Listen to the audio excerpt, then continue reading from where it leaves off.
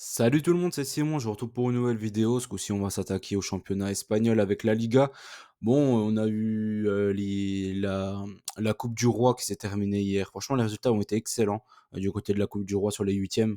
Il y a juste eu le premier match où je faux au final, c'était le match de Séville, du coup qui allait s'imposer du côté de Retafe.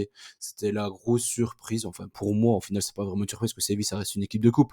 Mais vu la saison qu'ils sont en train de faire, c'est quand même une bonne petite surprise. Du coup, surtout que Retafe à domicile, ils sont plutôt costauds. Mais voilà, quoi. Ça fait 7 sur 8, franchement, c'est top. C'est top pour la Coupe du Roi. On a terminé hier. En plus, je voyais l'Atlético passer, hein, je l'avais dit, contre le Real. On a bien vu que le Real, ils étaient vraiment carbonisés. Vinicius complètement à la rue. Il fait un non-match total. Lui, il aurait dû sortir. Je comprends pas pourquoi il l'a laissé sur le terrain aussi longtemps. Il y a eu quoi? Il y a eu Griezmann qui met encore un magnifique but. Franchement, lui, il fait une saison de fou furieux.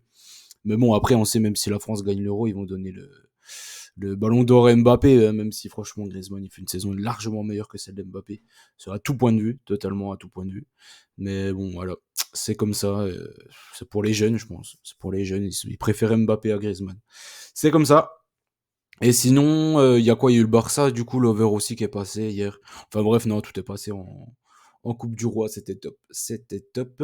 On fait un petit récap vite fait. Bon, il y avait que 6 matchs, du coup, à cause de la Super Coupe. Bon, il y a eu deux fautes. J'avais pris Gérone là en victoire, mais bon, après, je les avais pris Andronobet dans le bet de confiance. Donc, heureusement, il a été remboursé celui-ci. Séville au nul, du coup, Séville, franchement, ils me plantent quasiment tout le temps, en fait, hein. Là, ils m'ont replanté là, ils ont perdu à domicile contre Valence. Ils perdaient 2-0, ils ont égalisé, ils sont repris un toute fin de match. Las Palmas s'est passé largement au Mallorca, pareil, sans suer. Bilbao, pareil. Le Betis, là, on a quand même un peu plus transpiré, mais bon, Isco, il a fait le taf. Et Valence, on n'a vraiment pas transpiré. Franchement, ils ont écrasé Cadiz. Donc voilà, dans la globalité, c'était encore pas mal. C'était encore pas mal. 77% de réussite. Du coup, il y a la Liga, la PL, la Ligue 1, la Bundesliga et la Serie A. Du coup, ça fait ça. C'était le week-end dernier. 9 fautes sur 40 bêtes. C'était juste parfait. Voilà, on attaque. La carte, moi, elle me plaît pas. Clairement, même si je le dis quand même souvent, mais là, franchement, c'est encore pire. Du fait qu'il y a quand même beaucoup d'équipes qui vont vraiment accumuler beaucoup de matchs à cause de la Coupe du Roi et de la Super Coupe. Donc, toutes les grosses équipes, ça va être très, très dur pour eux, je pense, ce week-end. On va voir ça, j'essaie de faire en fonction. Premier match qui va nous intéresser, c'est Alaves contre Cadiz. Du coup, Alaves, ils ont eu un match de coupe là en milieu de semaine. Donc ça va être un peu plus compliqué, je pense, pour eux physiquement. Ils n'ont pas un effectif pour jouer tous les 3 jours, même s'il y a eu beaucoup de rotation. Cadiz à l'extérieur avec eux, ils marquent quand même régulièrement. Ils nous avaient douillé le dernier match, c'était contre Grenade, ils avaient pas marqué, ou Almeria, je sais plus, une des deux, ces deux purs, je crois que c'était à Grenade, ils avaient perdu 2-0. Donc là, je me méfie quand même. Après, je me dis qu'à Cadiz à l'extérieur, l'over 1,5, il est passé tous les matchs sauf un. C'était du côté de Retafe, mais Retafe, on connaît, hein. Ils mettaient un bon bus, en plus, il y avait eu un rouge dans le match, donc ça va un peu fausser aussi la donne. Là, à la veille, je pense qu'avec la fatigue, il risque d'avoir plus d'espace, etc. Je prends la grosse cote, je tente l'over 1,5. Je pense que la veste ou nul, ça paye pas. La veste Renobet, ça paye pas. Je préfère avoir une bonne cote et tenter un truc comme ça. De toute façon, pour moi, clairement, ça, c'est un match que vous mettez dans un fun. Ne comptez vraiment pas sur ce match-là pour gagner de l'argent. Donc, je pars sur un over 1,5. Je suis parti sur un but partout. Après, je sais pas trop. En termes de résultats, je me dis que Cadiz, ils sont un peu plus frais. Et ils avaient gagné le match aller 1-0. Je pense que en fait, il y a Grenade et Almeria qui est quasiment certain de descendre. Donc, le dernier billet, normalement, pour la descente, ça va jouer entre ces deux équipes-là. Donc, c'est un peu une finale aussi, d'un côté. Donc, je me dis qu'ils devraient quand même se bouger. Et je vois pas un 0-0, hein. C'est vraiment un match super important pour les deux équipes. Toutes les équipes qu'il y a entre entre Alaves et Cadiz, ça va ressembler à du Villarreal, du Séville et tout ça. Tout ça, je pense pas que ça descendra. Donc, ça va vraiment jouer entre ces équipes-là, je pense, pour le maintien. Vallecano maintenant contre Las Palmas. Du coup, il y a Vallecano qui s'est pris un petit 3-1 du côté de Gérone. Pareil, je pense que Las Palmas est plus frais. Las Palmas ne perd quasiment jamais à l'extérieur ou de très très peu. Vallecano à domicile, il gagne pas un match. Donc là, je repars sur un nul et j'ai pris Las Palmas ou nul ou perd de 1 du côté de Vallecano. Et je pars encore une fois sur un but partout sur ce match-là. Las Palmas ou nul, il paye beaucoup si jamais vous voulez vous tenter encore une fois dans un fun. Je pense que c'est pas trop safe. Dans tous les cas, Vallecano, j'ai du mal à les imaginer vraiment faire un gros écart contre Las Palmas. Villarreal maintenant contre Majorque. Villarreal contre Majorque. Majorque à l'extérieur, ils prennent quand même peu de buts. Mais Villarreal, là, ils jouent pour le maintien, ils jouent à domicile. Je pense qu'ils ont montré, moi je les ai vus contre Rennes quand même. Euh, ils montrent quand même, ils ont quand même du potentiel. C'est juste qu'ils font strictement n'importe quoi. Ils ont plus aucune envie. Là, ils vont jouer le maintien. Je pense qu'ils vont choper les points à domicile pour s'en sortir. Je pense que Majorque à l'extérieur, c'est quand même pas fameux. Je me méfie toujours du 0-0 quand même, mine de rien, même si avec Villarreal, il y en a très très peu. Il y en a quand même souvent avec Majorque. Il y a souvent peu de buts avec Majorque. Donc je me méfie de ça. Ben, donc du coup, j'ai pris Villarreal en draw no bet. Ça couvre le 0-0. Et je vois une petite victoire quand même de Villarreal. Je pense qu'ils vont faire le taf à la maison. Après, voilà, il y a toujours du Moreno, du Sorloth, du Morales. Pourquoi pas à tenter. Mais bon, comme Mayor qui se prennent très peu de buts, j'ai quand même peur de partir sur un buteur. Valence contre Bilbao ensuite. Bon, il y a Valence qui a perdu du coup à domicile contre l'équipe bis du Celta Vigo. Je sais pas trop quoi penser. D'habitude à domicile ils sont plutôt performants. Il y a Bilbao qui est passé tranquillement du coup contre Alaves, ils avaient gagné 2-0. Là le problème c'est qu'il manque Iñaki Williams hein, qui est vraiment un maillon fort et un maillon essentiel de cette équipe de Bilbao. Il y a Villa Libre là qui a fait le taf contre Alaves. Après je pense que Bilbao ils sont meilleurs que Valence. Après sur un match comme ça à domicile je me méfie toujours de Valence moi. Je me méfie toujours de cette équipe-là, ils sont capables de tout à Mestalla. Donc je pars sur un over 1,5 là encore une fois. Je sais pas trop, je ne sais pas trop. Je pars quand même sur une petite victoire de Bilbao avec Iñaki Williams. J'aurais pas eu trop de doutes, je serais parti sur un Bilbao nul. Mais là, sans Iñaki, je pense que ça va leur faire mal quand même, surtout dans dans les phases de transition rapide, je pense. Donc à voir quand même, à voir ce match-là.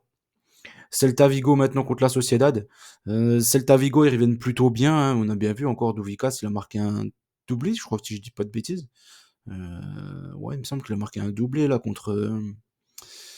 Le match de coupe à l'extérieur à Valence là, donc faudra suivre ça quand même. Mais ils avaient fait quand même pas mal tourner. L'équipe de Sociedad, c'était quasiment l'équipe type en coupe. Ils se sont qualifiés. La Sociedad quand même, ils jouent la place qualificative pour la Ligue des Champions, la quatrième, sachant que Bilbao fait une super saison, ça va être dur de les rattraper.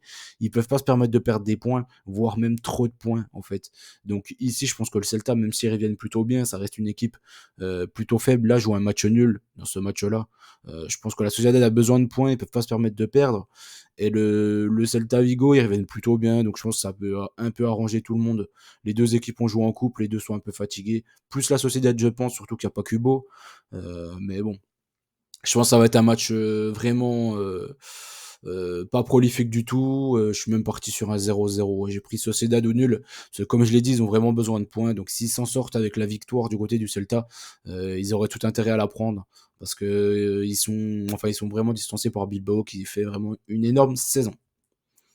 Les 5 derniers matchs, Osasuna, Retafe, Real Madrid, Almeria, Betis, Séville contre le Barça, Gérone contre Séville et Grenade contre l'Atlético. Bon, c'est déjà des matchs un peu plus sympas quand même de la globalité. Déjà, il y a toutes les grosses équipes là, de cette partie-là. Donc forcément, parce qu'ils ont fait plus d'accumulation de matchs, etc. Donc ils les ont fait jouer un peu plus tard dans le week-end. C'est pourquoi on les retrouve ici. Osasuna Retafe, je suis parti sur une bonne surprise, un peu le même système qu'Alaves Cadiz. Je suis parti sur un over une nouvelle fois. Retafe à l'extérieur, c'est une équipe qui est surprenante. Et Osasuna, ils ont fait un gros match contre la Sociedad. Je pense qu'ils ont dépensé pas mal d'énergie. Surtout ils sont pris un rouge en plus sur la fin. Je pense que Retafe contre Séville, le match il a été plié assez vite. Donc je pense qu'ils vont arriver un peu plus frais. Je crois en plus ils ont même joué la veille, il me semble, si je dis pas de bêtises. Donc là, je pars sur le fait que Retafe soit capable de repartir avec quelque chose du côté de Sasuna. Après, je me méfie toujours de la bande de Sasuna, hein, comme je le dis moi. Avec eux, il y a très peu de matchs nuls, c'est souvent victoire ou défaite. Donc là, je suis parti sur un over une nouvelle fois. Je pense que Retafe va marquer des buts du côté d'Osasuna et j'ai du mal à pourquoi pas tenter aussi un BTTS sur ce match-là. Je pense qu'il devrait passer. Euh, je le vois comme ça. En tout cas, je pense que Retafe, ils ont vraiment l'effectif. Là, ils jouent avec pas mal d'attaquants, hein, comme mine de rien. Parce que tu aurais Mata, Greenwood, t'as Mayoral bien sûr, et ils jouent avec un autre aussi à côté de Mayoral, je sais plus comment il s'appelle. Donc ils jouent quand même quasiment avec quatre attaquants, donc ou quatre vraiment très très très offensifs. Donc voilà, ça fait un peu du 4-2-4. Je pense qu'Osasuna, ils peuvent quand même profiter de ça aussi. Faudra voir. Faudra voir, en tout cas, j'imagine qu'il y aura des buts. Real Almeria, bon là, j'ai pris que le Real tout seul. Pourquoi? Parce que je les ai trouvés ultra fatigués, surtout contre le match de l'Atlético. Quand tu fais en une semaine, deux fois l'Atlético, deux fois prolongation, surtout. plus le match contre le Barça. Bon, le Barça, ils sont amusés, franchement, il y avait un écart de niveau assez gigantesque. Mais ça pèse dans les jambes, on a bien vu. Là, je pense contre Almeria, il y aura du Rossellou, il y aura du Brahim. Du coup, je peux pas partir sur des buteurs. Je pense que Vinicius, il va être reposé parce qu'il était vraiment carbonisé chez carbonisé. Donc même Bellingham, il était complètement cuit. Je sais pas qui il va faire jouer, mais je pense qu'il y aura beaucoup de rotation contre Almeria. Donc je vais pas partir sur des buteurs, je vais pas partir sur des handicaps parce que je pense qu'il y aura beaucoup de rotation justement. Donc je pars sur le Real en sec. Bon, la cote est un peu naze, mais vous verrez dans mon bet de confiance, je l'ai quand même pris. Euh, donc voilà. Betis contre le Barça, bon, il tourne autour d'un 10, je crois, un 10, un 15. Le Real, je crois que c'est un peu plus d'un 10. Dans un combi avec une cote autour d'un 60, un 70, ça passe. Mais sinon, franchement, c'est pas terrible. Le Betis contre le Barça. Maintenant, je trouve que le Barça, ils encaissent des buts tous les matchs. Comme je l'ai déjà dit, le Betis, il marque quasiment tous les matchs à domicile. Donc là, je suis parti sur un BTTS. Pour moi, il est un peu flagrant. Et je pense, enfin, je l'espère en tout cas, que si le Barça perd ce match-là, j'aimerais bien, du coup, qu'ils le perdent. Je pense on aura plus à se coltiner Xavi au Barça. Donc ce serait une très bonne chose, je pense, pour eux. Ils ont tout intérêt à le perdre, ce match-là, contre le Betis. Si les joueurs ont vraiment une dent contre Xavi et qu'ils n'y arrivent plus, apparemment, ils parlent d'un vestiaire un peu coupé en deux et tout. Ils auraient tout intérêt à ne pas le prendre, ce match-là, à le perdre. Je pense que ça ferait vraiment sauter Xavi directement. Donc ici, je pars sur un BTTS parce que j'imagine que quand même le Barça, ils ont les capacités de marquer contre le Betis. Mais je vois le Betis au final. Je pars sur une surprise ici. Je pense que le Betis sont capables de gagner contre le Barça. Et comme je l'ai dit, je pense que ça fera sauter Xavi. Donc tout le monde sera content. Et nous, les premiers, bien évidemment, parce on aime bien le football, quoi. Donc ce serait bien s'ils partiraient loin. Ce serait top. Gérone contre Séville. Gérone contre Séville, là, c'est pas facile. Hein. Séville, on comprend rien à ce qu'ils font, à leurs résultats. Je trouve quand même, ils ont quand même besoin de points. Et bon, même s'ils lâchent des matchs et tout, au bout d'un moment, la réalité du classement fait qu'ils sont obligés de prendre des points. Ils sont quand même comme Villarreal, quoi. Ils sont à peu près au même niveau. Ils sont obligés de prendre des points pour s'éloigner de la zone rouge. Là, Gérone, ils sont en pleine bourre, mais au moins, il avait comme, oh non, il a quand même fait beaucoup tourner. Il a quand même fait, enfin, beaucoup, non. Il avait quand même Alex Garcia, il y avait du Dovbyk. Stuani, il a fait le taf comme d'habitude. De toute façon, lui, dès qu'il joue, il marque. Il y avait quand même quelques joueurs, hein. Il y avait aussi l'arrière droit. Il y avait Couteau, je crois. Donc voilà, il a quand même fait tourner quelques joueurs en coupe contre Valladolid, contre Vallecano. À chaque fois, je les confonds les deux là, je sais pas pourquoi. Donc, voilà, je pense que là ici, ils ont de quoi faire le taf, Gérone, mais je me méfie toujours de cette équipe de Séville. Et Séville, ils frappent toujours là où on les attend pas.